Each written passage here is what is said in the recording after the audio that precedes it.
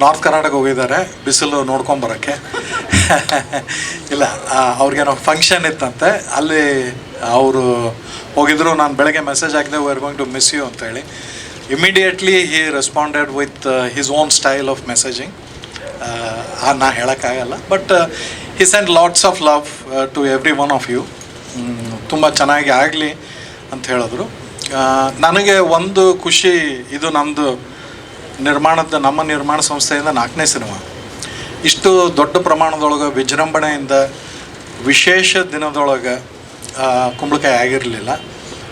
ಇವತ್ತು ಕುಂಬಳಕಾಯಿ ಆಗಿದ್ದು ನಮಗೆ ಎಲ್ಲರಿಗೂ ದೊಡ್ಡ ಮುಹೂರ್ತದೊಳಗೆ ಕುಂಬಳಕಾಯಿ ಆಗಿದ್ದು ಸಂತೋಷ ಅದ. ಸಿನಿಮಾದ ಎಲ್ಲ ಕೆಲಸ ಮುಗಿದಿರೋದ್ರಿಂದ ನಮ್ಮ ನಿರ್ಮಾಪಕರು ನನಗೆ ಮುಂದಿನ ಕೆಲಸಗಳನ್ನು ನೀವು ಬೇಗ ಮಾಡಿ ಮುಗಿಸ್ರಿ, ಬೇಗ ನಾವು ಚಿತ್ರರಂಗ ಇದು ಪರದೆ ಮೇಲೆ ಬರೋಣ ಅಂತ ಹೇಳಿದ್ದಾರೆ. ಅದಕ್ಕಾಗಿ ಕೆಲಸಗಳು ನಡೀತಾ ಇವೆ. ಒಳ್ಳೆಯ ಒಂದು ಡಿಸ್ಟ್ರಿಬ್ಯೂಷನ್ ಸಂಸ್ಥೆ ನಮ್ಮ ಜೊತೆ ಕೈ ಜೋಡಿಸ್ತಾ ಇದ್ದಾರೆ. ಅದ್ರದ್ದು ನಾನು ಇನ್ನೊಂದು 2-3 ದಿವಸದಲ್ಲಿ ನಾನು ಅದನ್ನು ನಿಮಗೆ ತಿಳಿಸ್ತೀನಿ. ದೊಡ್ಡ ಸಿನಿಮಾ, ದೊಡ್ಡ ಸ್ಟಾರ್ ಕಾಸ್ಟ್, ವಿಶೇಷ ಕಥೆ, ಬಹಳ ಮುತುವರ್ಜಿಯಿಂದ, ಬಹಳ ಜವಾಬ್ದಾರಿಯಿಂದ ನಾವು ಈ ಸಿನಿಮಾ ಮಾಡಿದ್ದೀವಿ. ಯಾಕಂದರೆ ಯಾವುದೇ ಥರದ್ದು ಎಲ್ಲೂ ಕುಟುಂಬಕ್ಕೆ, ಕನ್ನಡ ಅಸ್ಮಿತೆಗೆ ಎಲ್ಲೂ ಕೊರತೆ ಆಗದಂಗೆ ನಾವು ಈ ಥರದ ಸಿನಿಮಾ ಮಾಡಿ ನಾವು ತೆರೆಗೆ ತರ್ತಾ ಇದ್ದೀವಿ.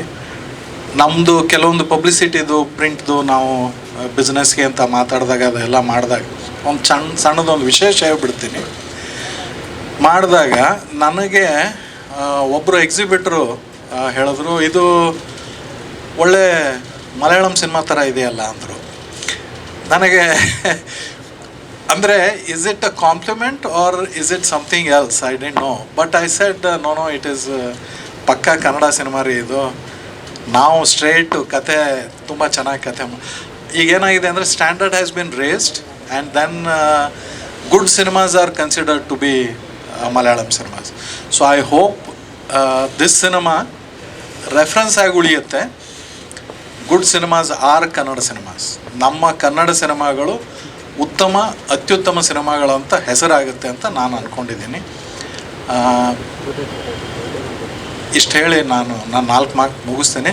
ನನಗೆ ಒಂಥರ ಏನದಂದ್ರೆ, ಒಂದು ಕಡೆ ಬಲಗಡೆ ನಿರ್ಮಾಪಕರು, ಎಡಗಡೆ ಕಲಾವಿದರು, ಒಂಥರ ಅನಂತ ಆಗಸದಲ್ಲಿ ಹಾರಾಡುವಂಥ ಒಬ್ಬ ನಿರ್ದೇಶಕ ನಾನು. ಇವೆರಡೂ ರೆಕ್ಕೆ ಇರದಿದ್ದರೆ ನನಗೆ ಇಷ್ಟು ಮೇಲೆ ಹಾರಲಿಕ್ಕೆ ಆಗ್ತಿರಲಿಲ್ಲ. ಇವತ್ತು ನಾನು ಮೇಲೆ ಸ್ವಚ್ಛಂದವಾಗಿ ಹಾರಾಡಿಕೊಂಡು ಒಂದು ಒಳ್ಳೆಯ ಸಿನಿಮಾ ಮಾಡಿದ್ದೀನಿ ಅಂದರೆ ಅದಕ್ಕೆ ಈ 2 ರೆಕ್ಕೆಗಳ ಕಾರಣ. Thank you so much. Thanks again. I will announce.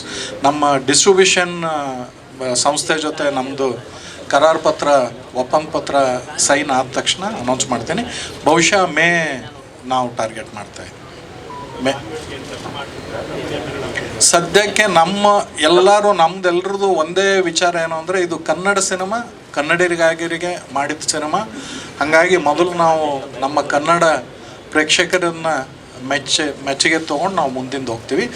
ನಾವು ಯಾವುದೇ ಥರದ ಡಬ್ಬಿಂಗ್ ಮಾಡಿಲ್ಲ, ಯಾವುದೇ ಥರದ ರಿಮೇಕ್ ರೈಟ್ಸ್ ಕೊಟ್ಟಿಲ್ಲ, ಬೇರೆ ಕಡೆ ಬಿಸ್ನೆಸ್ಸಿಗೆ ನಾವು ಏನೂ ಇದು ಮಾಡಿಲ್ಲ. ಸಂಪೂರ್ಣ ಕನ್ನಡ ಸಿನಿಮಾ. ನಮ್ಮ ವಾಸುದೇವ್ ಸರ್, ನಮ್ಮ ರೈಟರ್ ಇಲ್ಲೇ ಇದ್ದಾರೆ. ನಾನು ಕೋರ್ಟ್ ರೂಮ್ ಡ್ರಾಮಾ ಅನ್ನೋ ಬದಲು I would prefer court room thriller. ಒಂದಿಷ್ಟು ಇತ್ತೀಚೆಗೆ ಈ ದಿನಮಾನಗಳಲ್ಲಿ ನಡೆಯುತ್ತಿರುವಂತಹ ಒಂದಿಷ್ಟು ಘಟನೆಗಳನ್ನು ನಾನು ಬಳಸ್ಕೊಂಡು, ರಾಜಕೀಯ ಆಗಿರ್ಬೋದು, ಬೇರೆ ಬೇರೆ ಘಟನೆಗಳನ್ನು ನಾನು ಬಳಸ್ಕೊಂಡು ಒಂದು ಕಾಲ್ಪನಿಕ ಕಥೆಯನ್ನು ಬರೆದಿದ್ದೀವಿ. ಆ ಕಾಲ್ಪನಿಕ ಕಥೆಯನ್ನು ಇದರಲ್ಲಿ ಸ್ಕ್ರೀನ್ ಪ್ಲೇನಲ್ಲಿ ಕನ್ವರ್ಟ್ ಮಾಡಿದ್ದೀವಿ.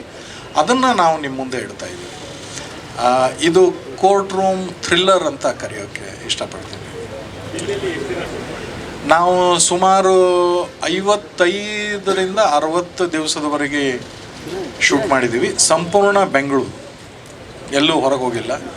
ಮತ್ತು ಇದನ್ನು ಇದನ್ನೇನು ಹೇಳೋದು ಅಂತಂದರೆ, ಇದು ಟಿಪಿಕಲ್ ರವಿಚಂದ್ರನ್ ಸರ್ದು ಸಿನಿಮಾ ಅಲ್ಲ. ಅಂದರೆ ಅವರು ರವಿಚಂದ್ರನ್ ಸಿನಿಮಾದ್ದು ಒಂದು ಏನು ಪರಿಕಲ್ಪನೆ ಬರ್ತದೆ, ಅದನ್ನು ಬ್ರೇಕ್ ಮಾಡಿದ್ದು ಒಂದು ಸಿನಿಮಾ, ಇತ್ತೀಚೆಗೆ ಬಂದಂಥ ಒಂದು ಸಿನಿಮಾ. ಅದೇ ಥರದ್ದು ಒಂದು ಫ್ಲೇವರಲ್ಲಿ ತುಂಬ ಚೆನ್ನಾಗಿ ಬಂದಿರುವಂಥ ಇನ್ನೊಂದು ಸಿನಿಮಾ. ಸರ್ ಪ್ರಮೋದ್ ಸರ್ ಬರ್ರಿ. ಅದೊಂದು ಸಿನಿಮಾ ಆ ಥರದ್ದು ವಿಶೇಷ ಅನ್ನಿಸ್ಬೋದು. ವಿಶೇಷ ಸಿನಿಮಾ, ಹೊಸ ಥರದ ಸಿನಿಮಾ ಆಗುತ್ತೆ ಅಂತ ನಮ್ದು ಇದು. ಅಷ್ಟೇನಾ? ಇನ್ನೊಂದು ಅಲ್ಲ, ಪ್ರಮೋದ್ ಸರ್ ಮಾತಾಡ್ತಾರೆ ಮತ್ತೆ. ಅಲ್ಲ ಕೇಳ್ರಿ, ಅಂದ್ರೆ ನಮಗೇನೋ ಹೇಳೋದಿರ್ತದೆ, ಏನೋ ಇರುತ್ತೆ. ನೀವೇನ್ರ ಕೇಳ್ರಿ. ಮೋಕ್ಷೇಂದ್ರ ನೀವು ಕೇಳ್ರಿ. ನೀವು ಇಷ್ಟು ಪ್ರೆಸ್ ಮೀಟ್ ಅಟೆಂಡ್ ಮಾಡ್ತೀರಿ, ಬರೀ ಫೋಟೋ ತಗೊಂಡ್ರೆ ಹೆಂಗೆ? ಒಂದು ಏನಾರ ಪ್ರಶ್ನೆ ಕೇಳ್ರಿ.